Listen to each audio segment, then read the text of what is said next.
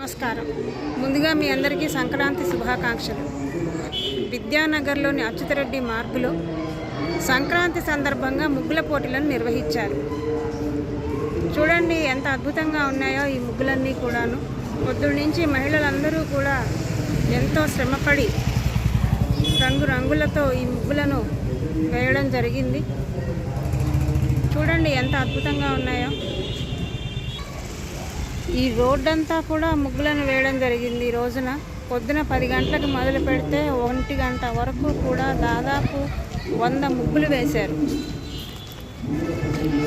ఇలాగా బ్లాక్స్ని కేటాయించడం జరిగింది. ఆ బ్లాక్స్ మధ్యలో ముగ్గులు వేయడము, వారి పేర్లని, ఆ బ్లాక్ నెంబర్ని కూడా అక్కడ రాయడం జరిగింది.